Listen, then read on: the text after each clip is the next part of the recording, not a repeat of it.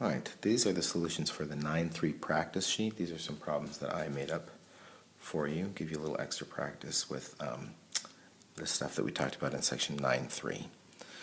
So here we've got a sum of money is invested in a bank account at 3% annual rate compounded continuously. That means it's a PERT problem.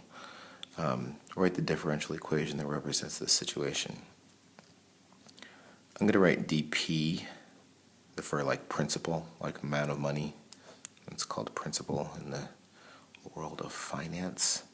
So dP dt, or whatever you called it, you could have called it y, it doesn't really matter, is equal to, it's equal to ky, right? But the k is 0.03. And instead of y, where I named mine p, but you could have made these both y's. That would be okay. That's the differential equation. If the initial amount invested is $3,000, what's the particular solution? Well, you don't really have to do any calculus if you know that this is a PERT problem. You just have principal is equal to the amount you start with, 3,000 times e to the k t. And you could solve this differential equation and plug in times 0, the amount is 3,000, and you'll get this. But again, if you know what kind of differential equation and what the solution looks like, you can go straight to that. Alright, part C, using your equation from part B, determine the amount of money in the account after 10 years. So that would be, the principal would be 3,000 e to the 0.03 times 10. I'll just put that in our calculator. Our calculator. That's my calculator. We can call it our calculator, I guess. 3,000 times e to the 0.03 times 10 is $4,049.58. This is one case where you can, I think, override the 3 decimal place rule because we're talking about money, so it makes sense to round to the nearest penny. How much time will it take for the amount of money to double? Well, we could say it's going to double to 6,000 from 3,000, but in fact it doesn't matter from what to what because that's going to divide out to just be a 2 over here regardless of what you start with. 0.03 t. Solve this for t. So that's 2 equals e to the 0.03 t, and take the natural log of both sides. Natural log 2 equals 0.03 t, so t is equal to natural log 2 over 0.03. So let's see how much time that is to double our money. Sorry, my money. Divided by 0.03. It's going to take, my goodness, 23.105 years. That's a long time. Of course, 3% is not anything fantastic, right? Banks often advertise an APR. I think I talked about this in the notes. It's higher than the percent interest that they offer. This figure is calculated by finding the actual percent increase of a sum of money over a 1-year period. So what's the APR associated with the 3% rate? Well, let's just figure out, we could start with the 3,000, but it really doesn't matter what you start with. I'll do it with the 3,000. So let's figure out, in 1 year, how much money do we have? Let's see, that looks like this calculation, except we're just going to do it for 1 year, right? So I have $3,091.36. $3,091.36. So what's the percent increase from this to this? Well, percent increase is this minus this divided by what you started with. So it'd be $91.36. That's your increase divided by what you started with.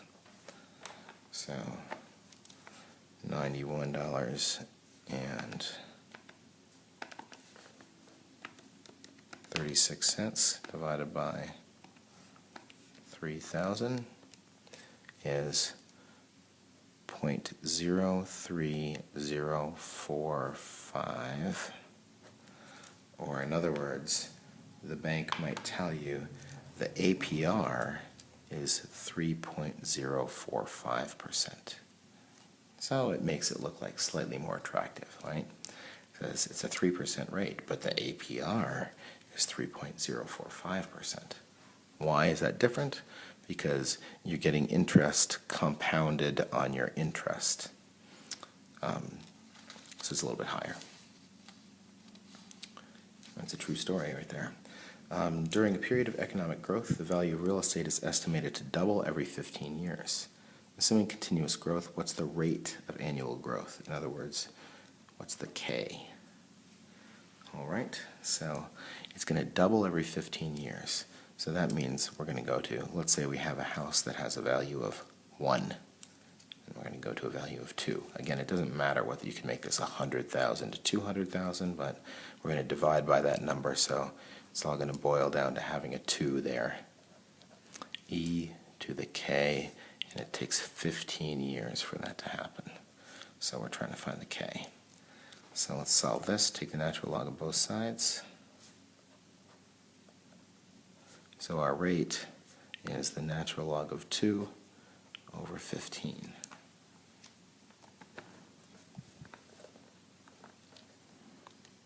Natural log 2 over 15. That's a 4.621%. Right? Fairly modest percent.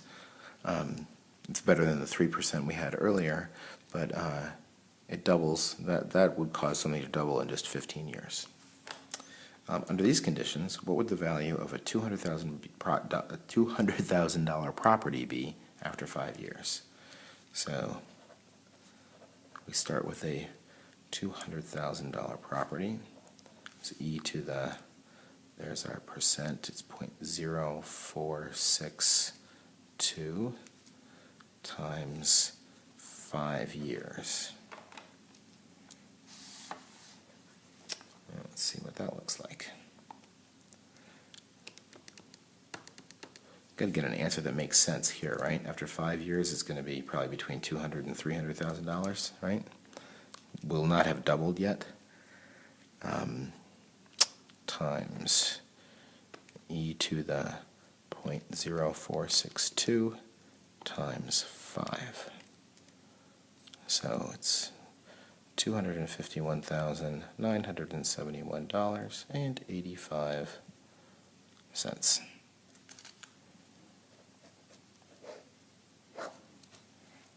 All right.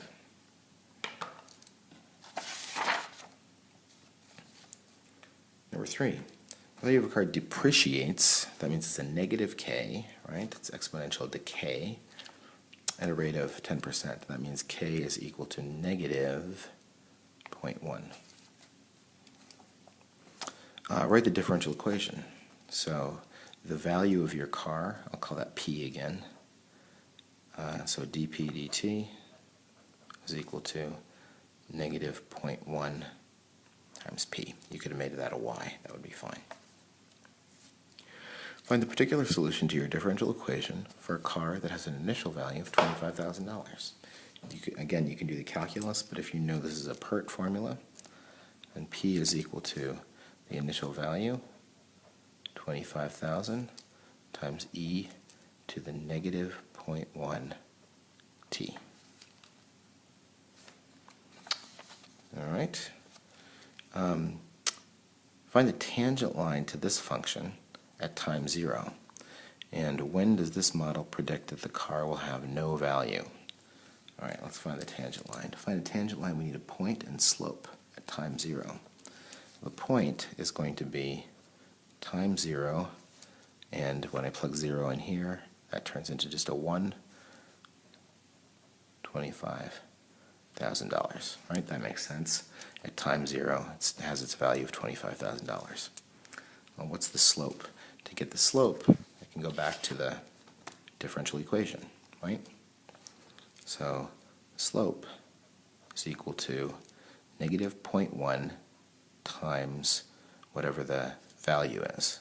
So that'd be negative 0.1 times that. So that'd be negative 2,500, right? So let's see. My tangent line would be the value of the car. You could make it in y and x's, but it doesn't really make sense. But better to do p's and t's, right? The value of the car is equal to slope, and there's our y-intercept. Right, notice that 0 comma something, that is the y-intercept, right? And it's pretty easy to figure out that the principal is going to be 0 when this is 10 at p equals 0 at time is 10 years.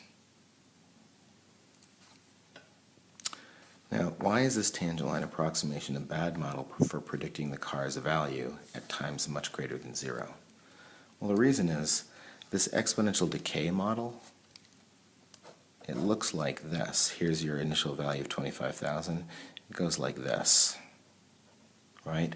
Your car, no matter how little you wash it and clean it out and change the oil and everything else, it can't have a negative value, right? It's always just going to get asymptotically closer to 0.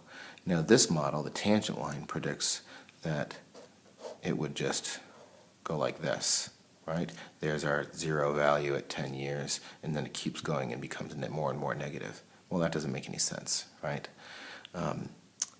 So that's why. This, of course, a tangent line isn't very good for once you get very far away from that point. So like the actual value of the car here would be much greater than that, certainly not 0, and it never crosses over the time axis. Okay, last one. We've got a logistic differential equation. A certain population follows a logistic curve modeled by dp dt is equal to 0.05p times 1 minus p over 100,000, where p is measured in number of people and t is in years. What's the carrying capacity? Well, it's whatever makes this 0. And since this is just a 1 minus 100,000 over 100,000, so 100,000 people is the carrying capacity, right? Because when that's 100,000, this would be 0, the slope is 0, flattens out. What's the population when the population curve has an inflection point? And show the analysis leads to your answer. Well, we know it's going to be at 50,000, right? But if we have to show the analysis, that means we have to find the second derivative of this. So the second derivative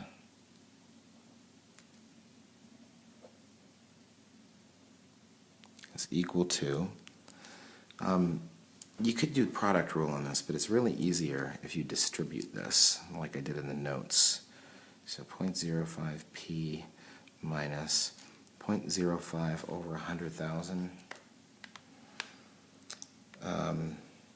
Well, 0.05 is 1 over 20, right? So that's going to be p over 2 million. You don't have to do it like that if you didn't like that sleight of hand there. You could leave it as 0.05 over 100,000, whatever you like, but that is 1 over 2 million. Okay, now we want to take the second derivative, so we're taking the derivative of this. And remember that p is like the y variable, okay? So every time we take the derivative of a p, a dp dt pops up. So the derivative of this is 0.05 dp dt minus 2 times that. 2 times 1 over 2 million is 1 over 1 million p, and then we took the derivative of p again, so a dp dt pops out. Now we're going to set the second derivative equal to 0 because we're looking for an inflection point. I'm going to factor out the dp dt and then get the 0.05 minus 1 over a million, 1 in a million, So you're telling me there's a chance. Hope you got that reference. It's a good one. And then, well, look, this could be equal to 0 when this is equal to 0 or when this is equal to 0. The derivative is equal to 0 when we're at the carrying capacity, but that's not where the inflection point is, right? That's like a trivial solution. It's not the one we're looking for. We're looking for where this is equal to 0. So setting that equal to 0, we get P is equal to, what would it be, 0.05, and then I have to multiply that times 1,000,000. Oops. Skipping a little bit of algebra there, but you can work that out. 0.05 times 1,000,000. And that's 0.05 times 1, 2, 3, 4, 5, 6. It's 50,000. But we knew that, right? It's halfway. But this is the analysis that supports that, that contention that it's halfway to the carrying capacity. All right. If the initial population is 125,000, notice that's greater than the carrying capacity. What is dp dt at time 0? Well, dp dt is equal to 0.05 times p times 1 minus p over 100,000.